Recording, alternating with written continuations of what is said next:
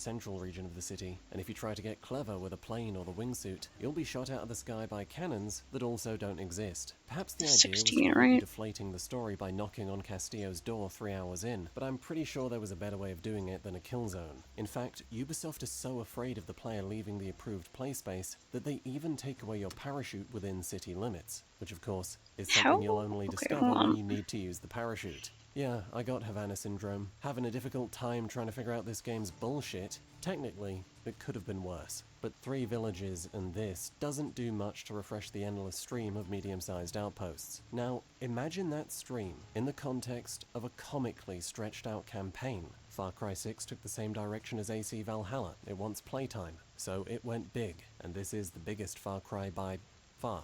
As you might imagine, that did some damage. It's not that there are no good missions. On occasion you'll get a cool action setup and strong story beats. Some of the medium-sized outposts are elevated by a half-decent narrative backbone and a wave defense or something. But a great many are just the medium-sized outpost. And the shit this game pulls to play for time is embarrassing. Destroy signs in the open world. Spray paint signs in the open world. Find 3 radio Yeah, it's like, that's why there are so many Trump voters who say they feel betrayed, because grocery prices are going up, and shipping prices, and small companies are having an absolutely miserable time because they can't ship things in for the bulk prices that large companies can. And wages are going down and people are losing their government jobs. It really hurts the pacing. The quality control too. And lack of, like, severe deregulation is leading to more health scares and contamination outbreaks and stuff like that. There's almost an hour of build-up to dropping napalm on the tobacco fields. There's even a hot beat on the radio, but between the fields is a lot. Because they heard all that stuff that they were promised and they actually believed it, and then there's no enemies to fight. So it's not happening. Point yourself in the right direction and wait. Riveting. This isn't the kind of thing a game developer misses.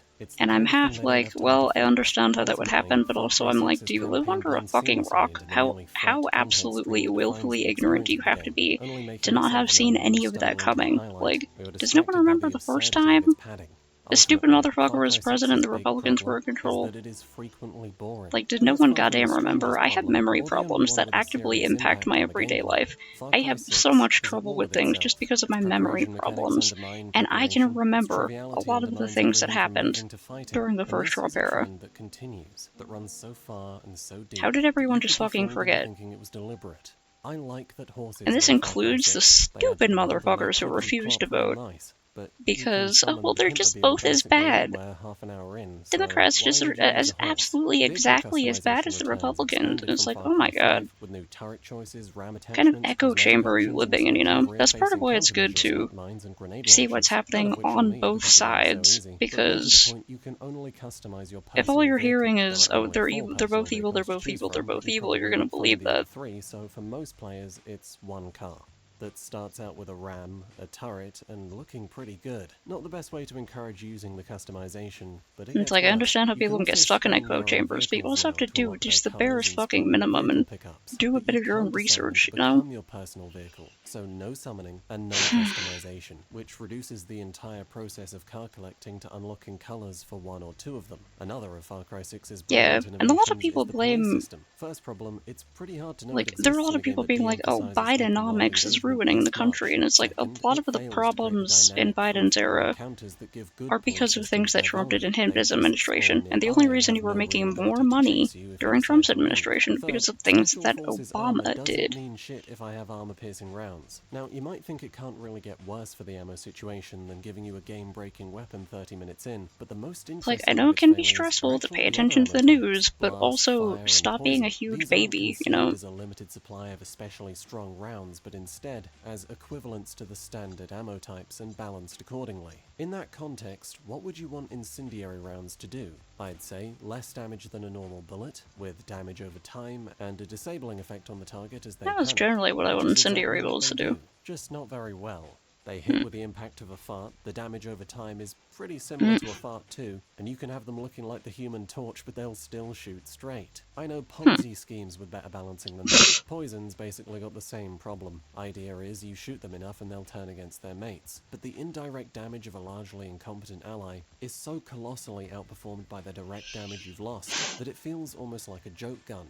And to make matters worse, the ammo isn't balanced according to the weapon type. Pistols fire slower than assault rifles, right? So you'd expect pistol rounds to be stronger per shot. They're not. An incendiary assault rifle is usable. An incendiary bow, however,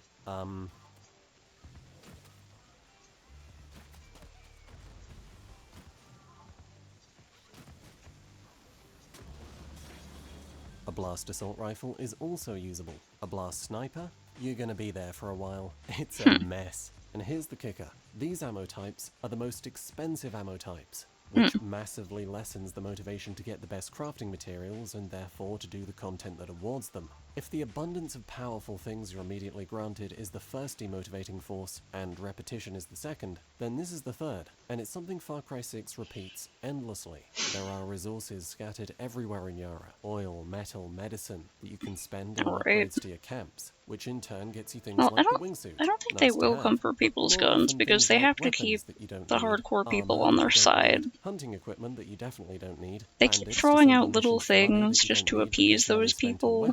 That you don't need. Like more and more anti-trans legislation. Many anti-air cannons, because I didn't want depleted uranium. Or stuff that like only benefits Christians. Are a bit like Destiny's exotics, though fun because they know that those single issue types are the easiest ones to manipulate. The same applies to signature weapons, Destiny's legendaries, because they drop with fixed ammo types, and fixed ammo types translates to laughably useless well over half the time. Poison, fire, snipers that shoot soft target rounds or blast rounds. I enjoyed seeing what I'd get enough to open weapon crates nearby, but it was a lot harder to justify doing treasure hunts for signatures, and that's unfortunate. It's a low bar, but treasure hunts are the best of Far Cry 6's side content. They're creative conceptually, and they're the only way to find gameplay that doesn't shoot people in a medium-sized outpost. But beyond the materialistic consideration of treasure that's likely to be junk, the excitement and fantasy of a treasure hunt depends on the promise of treasure. Kinda kills the excitement when you're going after what might as well be a used condom. Far Cry 6 doesn't have a skill tree. You start with most classic Far Cry skills and the rest are distributed as gear perks. You could just ignore them. Combined with a relentless arse-sucking of the loot on offer, combined with how much you get at the start, leads to what is by far the weakest sense of progression in a Far Cry game since Far Cry 2. In yet another example of doing the opposite of what was intended, Far Cry 6 is colossally less effective at meeting its own ends than what colossally simpler entries in this franchise were doing over 10 years ago. Far Cry 6 is at war with itself. One of the things Far Cry 6 is at war with is being a Far Cry game. Perhaps now that name is just code for generic open-world shooter and nothing seems amiss. But even one entry prior, with Far Cry 5, a coherent and strong identity had been maintained. Far Cry, it's about the thrill and the horror of being thrust into the unknown. It's about a violent confrontation with a world where the rules are different. The rules of normality, morality, and reality. It's about survival of the soul as much as the body. That's why these games have always prioritized immersion, both through belief in the situation itself and through a connection with the protagonist as a physical, vulnerable being. That's why we had the supernatural and the psychedelic, introspection on violence and human nature. And that wasn't just Far Cry's identity, that was its strength. Far Cry has always been a good shooter, but if anything made it great, it was Kyrat, its divinity, its mystery, the unforgettable sweat of blood and sanity on Rook Island, the paranoia and unreality that seeped through the blissful Hope County. The extremes of Far Cry 2 are a testament to that truth. The game is deliberately unfun, but in the name of an experience, and so, it's a cult classic. Far Cry 6 does not have the strengths of a Far Cry game. From what I've heard, Far Cry 2 seems like one that I might be interested in. The game's dire state. In the case Far Cry 6 doesn't I really like 3. something more akin to betrayal, because when I buy I really like how the story was told in it. I hope for a Far Cry game in return for my money. And Yara is a massive disappointment. It's worth immediately saying that it's a disappointment in relative terms. This is still a game well developed by Ubisoft, and despite the company's downward trend, they haven't lost their touch yet. Yeah, I have a few video essays through stuff I just really like. Look at the water. Look at the they all crabs. tend to specialize in The different detail in things. villages, farms and outposts is exquisite. The burning red sunset kaleidoscope is a sight to behold. The lightning storms are too, on the strangely rare occasions the game decides to show them off. Maybe you Classic can pick cars something are else to work wonderful on for a little bit. inside and out, and the radio furthers your connection to the culture of the setting.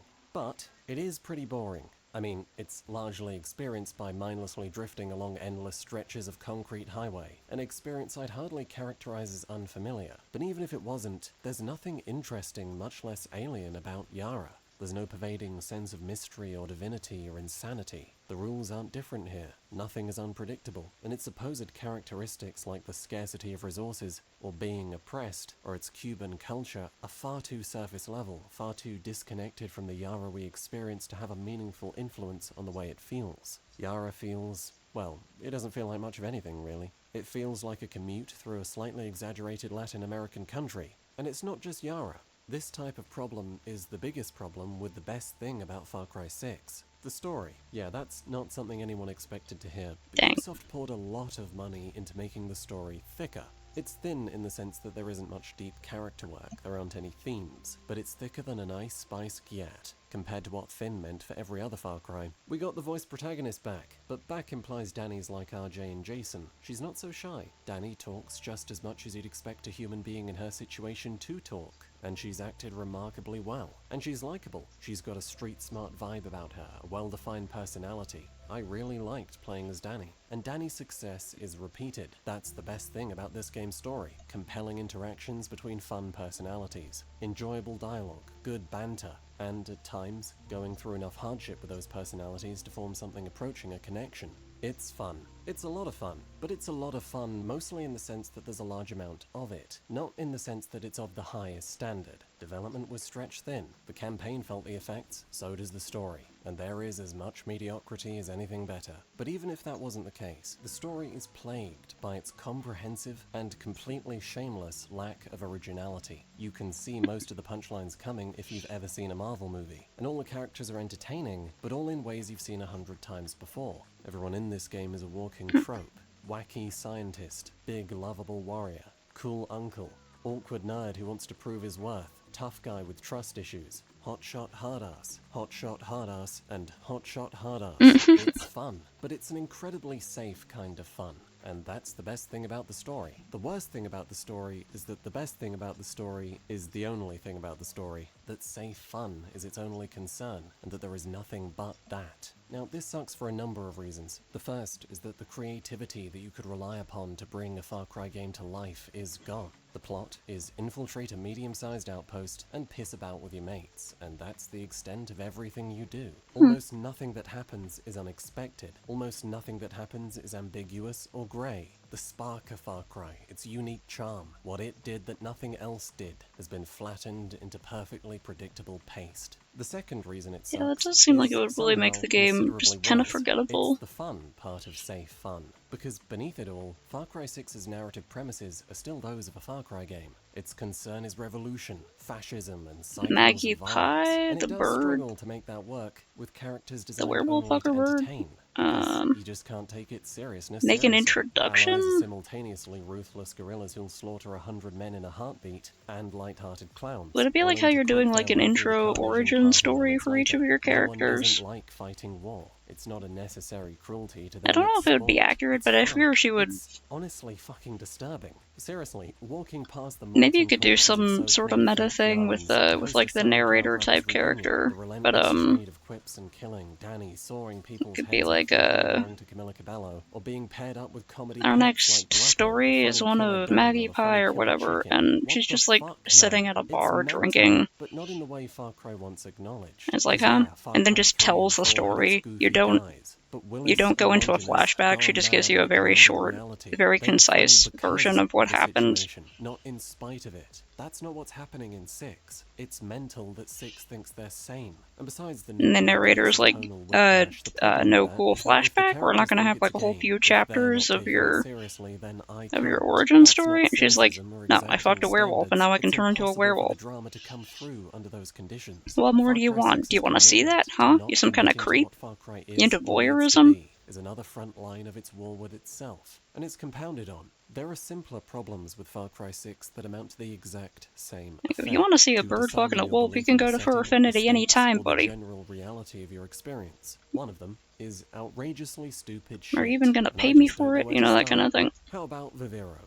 Anton's anti-cancer miracle drug unique to Yarenland and kept that way, much to the frustration of the outside world. The unethical methods used to harvest Viviro is the basis of the guerrillas' rebellion, and the economic potential of Viviro is Anton's plan to make Yara paradise. It's not a small detail, so I don't think it's a small problem that the game doesn't even try to make it make sense. The outside world has intelligence agencies and money with which to pay She's smugglers, like, God, while you never Yara stop produces talking. marketing briefs for foreign journalists that disclose the Vivero plant's full chemical makeup and its manufacturing process. So, how the fuck is it managed to It's remain exclusive from what little to I know Yara? of the character world that building becomes seems more careless the deeper you go. kind of like her Vivero MO. is Everyone fertilized else with is a like, chemical I will called tell you the story of my PG-240, and aside from heroicness, fertilizing and she's plants, just like, it yeah, also fucking whatever. causes skin What do you irritation, need to know? coughing, deep, Who's long-lasting asking? sickness, cell damage, murderous insanity, and if that doesn't get you, cancer. Super cancer. It basically does every bad thing. And the only reason it exists is because, apparently, Ubisoft thought using slave labor wasn't enough to make you want to stop the production of Vivero, so they decided to invent Evil the Chemical.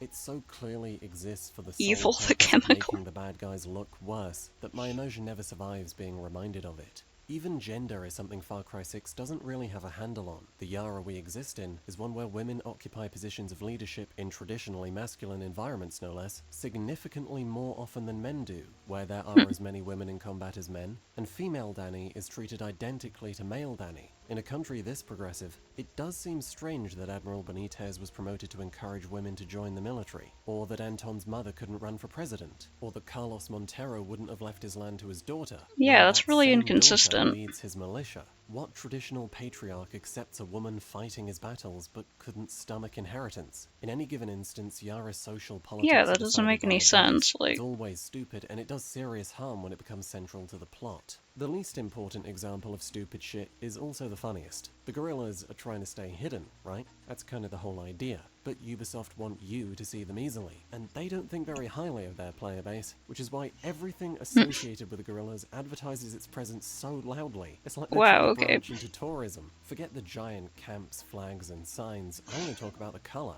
Blue? You ever seen a blue tree, Clara? A blue Oh, fucking okay. rock? It's anti-camouflage. Oh, and then there's maybe the she giant goes blue to the trails that bar span the just entirety of in Yara, case a which hot wolf apparently the guy just comes haven't in noticed. and she can It scope be them out. outright comedy. In fact, the best joke Or Far she's Cry just like 6 somewhere tells on is her on Devil's phone, Island. avoiding Yara's everyone. not looking for visitors, Danny observes, having followed the only clear pathway on the entire island, signposted with dazzling blue symbols that, according to Lita, is Libertad's secret code. It actually feels like you're being personally insulted. Fucking blue, man. I'm never getting over that.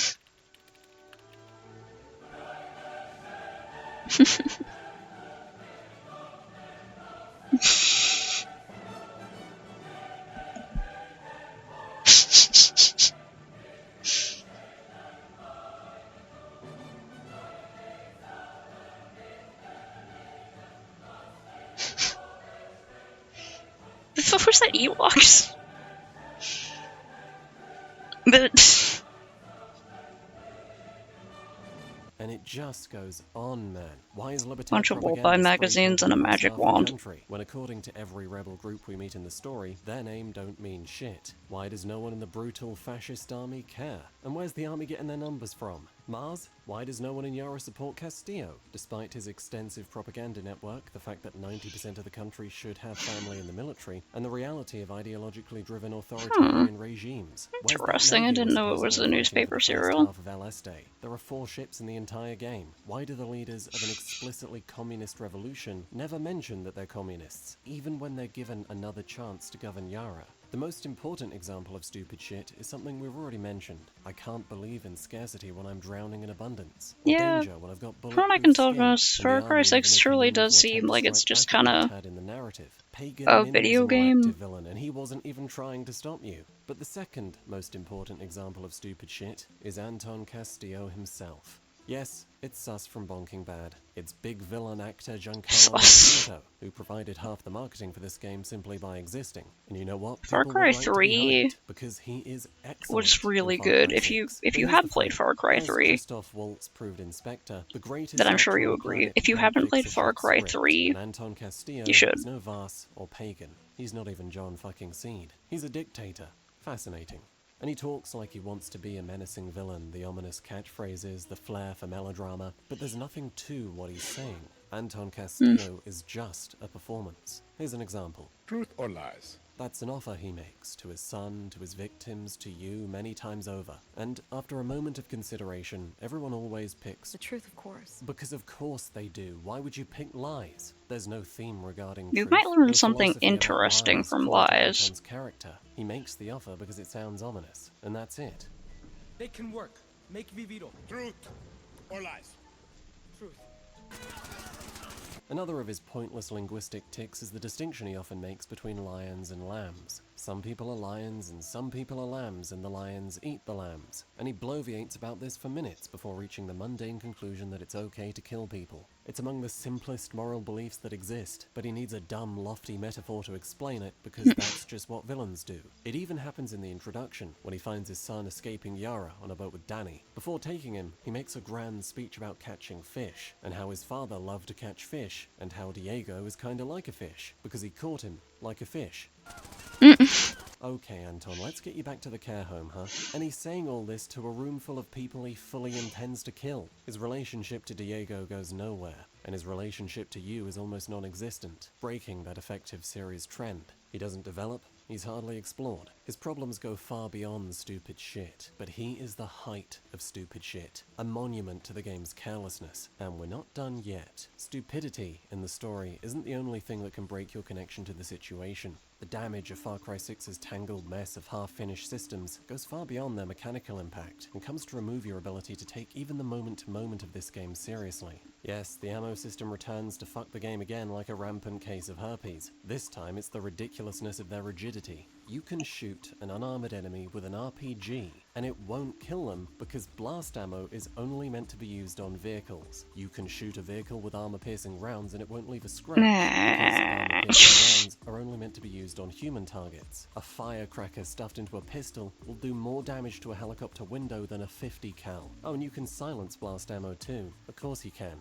Then there's the act of killing. You can silence blast ammo? There's a death flare on the crosshair. Health bars, can't explain it. What about the explosion it makes? Satisfying. But as anyone who quickly moved from Far Cry 5 to 6 or Metro Last Light to Exodus might have noticed, to stop shooting when the crosshair says so, instead of reading it from what the enemy is actually doing, is so much less involving and so much more mechanical. Same thing applies to calculating death from the length of a health bar. It might make sense in COD or Valorant, but in Far Cry, firing too many shots because you don't know, because you want to make sure, is immersive. It's a good thing, and it seems like a small thing, but a small thing constantly present is not really small. Then there's the matter of gear. If it wasn't for how aggressively dumb it usually makes you look, I'd say it wasn't a necessarily harmful idea, but your suspicions are probably correct. Yes, this is a symptom of a larger effort to emulate industry trends. In other words, to become more like Destiny. It's no coincidence that weapons are now categorized as the equivalent of commons, legendaries, and exotics, or that your backpack Supremo abilities just happen to be the same thing as supers. Strange, you might think, for a Far Cry game, but the strangest part is that this emulation stops at the surface level. When you enter an allied base, the camera zooms out to a third-person view like social spaces in Destiny, but there's no seamless multiplayer,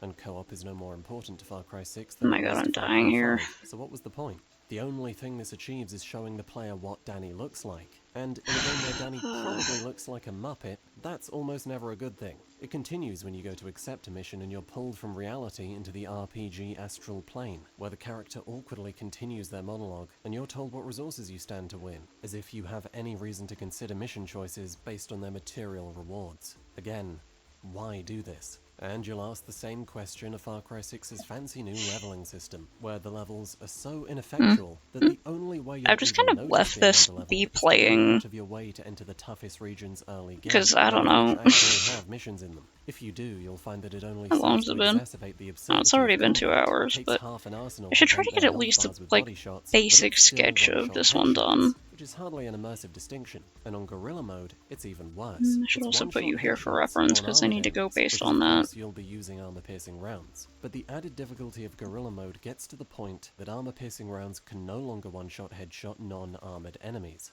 So, to kill someone with less protection, you'll need to shoot them in the head twice. How do you even... What am I supposed to say? What did this accomplish besides harming the immersion when you're reminded it exists? What was the point in any of this? Far Cry 6 has RPG aesthetics, but no RPG elements. It looks more like Destiny, but it's not more like Destiny. I don't know, this was based on something my roommate Ellie was talking about. She just really likes the idea of lesbian orcs kissing. They have to be lesbians, that's very important. And when they kiss, their tusks click together.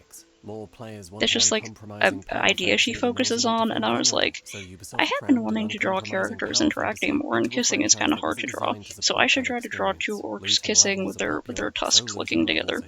That was literally it. I wanted to do an art challenge because I thought it would be cute. Oh, now they're tusks.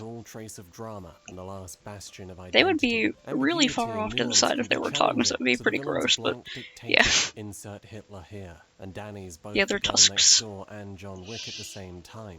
But most of all, I get it. Ubisoft want playtime, because that means perceived value and microtransaction sales. So the game is stretched out like a victim of a fucking medieval torture rack. That's why half the campaign is composed of menial open-world busy work. That's why all its new ideas are so underdeveloped I'm surprised EDP hasn't asked them for nudes. That's why nothing fits together, because it wasn't part of a vision, it was part of a directive. And that's why you take Esperanza at the end of the game, and Anton kills Diego to protect him from you. And we're expected to believe Danny cares about this kid, having spoken to him a sum total of once before, and having slaughtered half the population of Yara to be here. And then she's put in charge, but she doesn't want it, because she's not a politician. So Yara's in the hands of her allies, and who knows what that means. And then the game ends, and that's just it. Go back to Esperanza, and you'll find it somehow under Castillo's control again.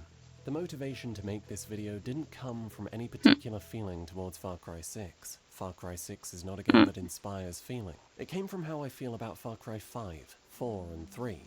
That seems to be Maggie's whole MO, is fucking up in a really hilarious way. To those games, or that its palm trees meant it was a return to form. That's not to say there's nothing valid to the franchise fatigue narrative. Far Cry does lack innovation, and it's increasingly problematic in a AAA landscape now dominated by games like Far Cry. Harder to forgive is that Ubisoft consistently repeat the same mistakes. Far Cry 6's climbing system has the same problem as Far Cry 3's. There are no consistent rules, you still have to guess which heights Ubisoft have arbitrarily made climbable, and Danny bouncing off a railing or wall she should have no trouble with is a constant frustration that can at worst get you killed. And it's been this way for 11 fucking years. Far Cry 6's exceedingly punishing enemy melee is still clunky and inconsistent, and it makes no sense in a franchise that no longer has any reason to encourage you to keep your distance. Helicopter controls have gotten worse with every entry since Far Cry 4, which by now include a flashback or something, or you could put something says see page so and so. 90 degrees. It's also true that Far Cry's push towards marketability didn't but if it has a joke setup to it,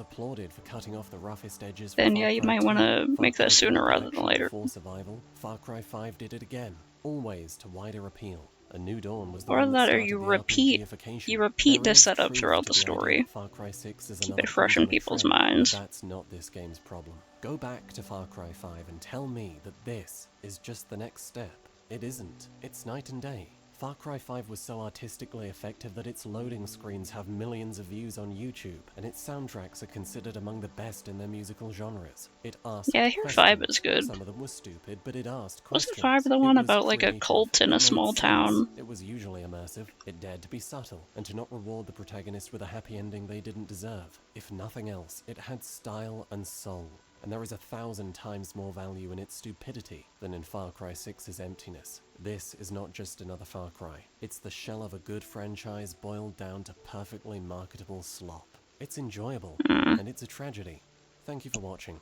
God, do I need a break from disappointing Ubisoft games. Special thanks go out to L. Hudson, Lex Williams, Andre Baltuta, Holy Shift, Dennis Williams, Combat Wombat, John Lemley, Dylan Schaefer-Murphy, Warthol, The Last Great Opium Den. How long do I need to make my username? I haven't heard of that, but my name out loud. There's no limit. I mean, it's possible. There's not a lot of people in Montana.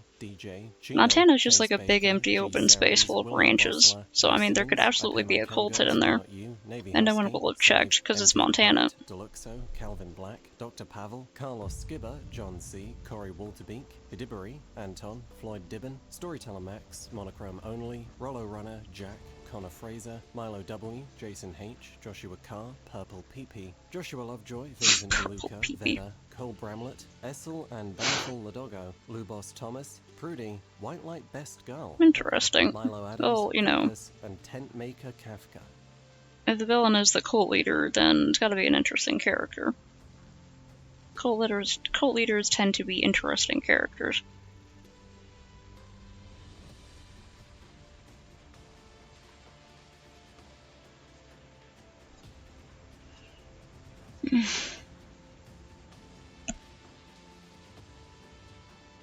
Yeah, there's some interesting, like, weird, artsy little small towns. There's a small town, here called Madrid.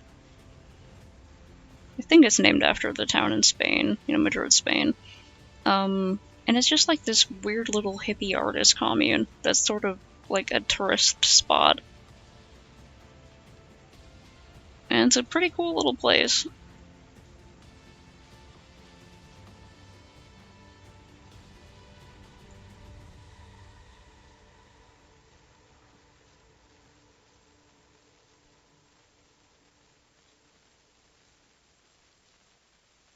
Here don't look right. I think it's too far forward.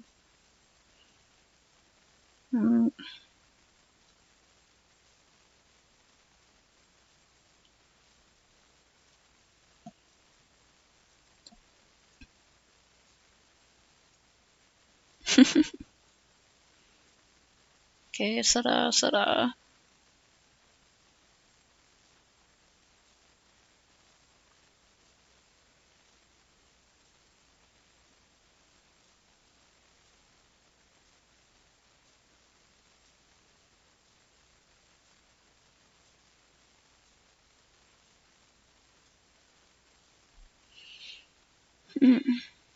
Sure.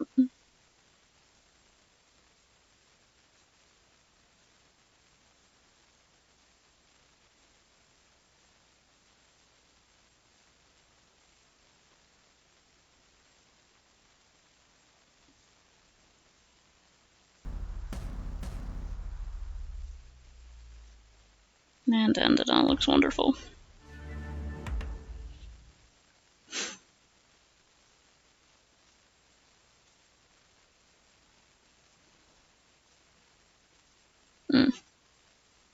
Maybe his mom sucked. I don't know enough about him, but I don't know, maybe his mom sucked.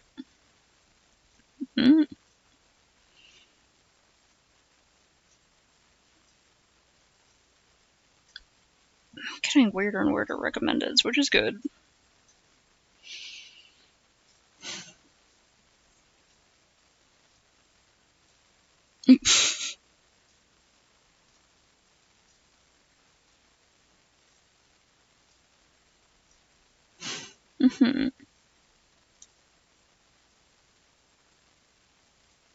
That's what.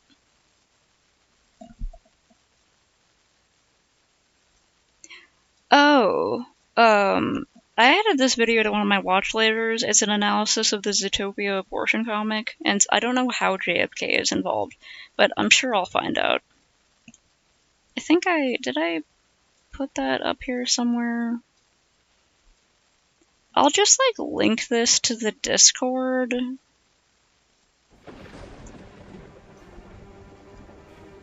Pause. From the dawn of civilization, mankind has used written language to convey life in its everyday form. From grand adventures and tales of fantasy to real. Okay.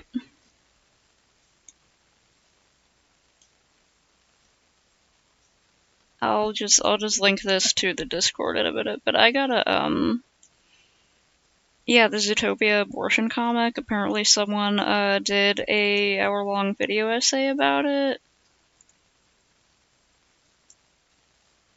Oh, okay, this must be the one what do you like?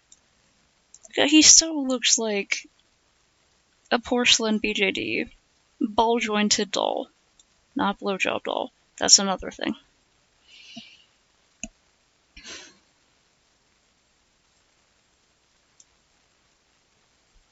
Because Taxes was wondering what the thumbnail was that had Judy Hopps from Zootopia and JFK in it, and I mentioned that it was an analysis video of the Zootopia abortion comic, which also, if this person does that kind of thing, I gotta also subscribe to you. Yeah.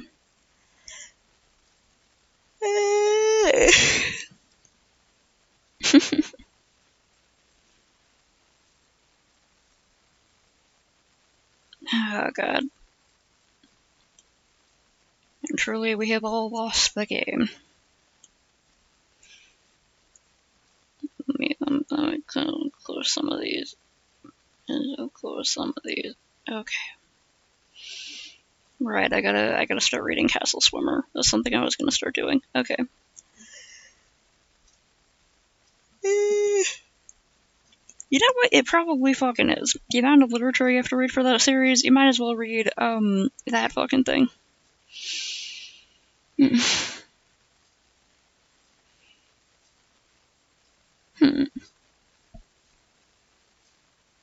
No idea. I'm gonna sign off though, because I'm so tired. And it has been 2 hours, so I have served my time tonight in art prison, and I gotta finish eating some noodles. I gotta fuck. Okay. All right. Y'all do your hydrates and postures and stretches and save your progress. And watch a really long video essay and punch a Nazi and take your meds. And good night.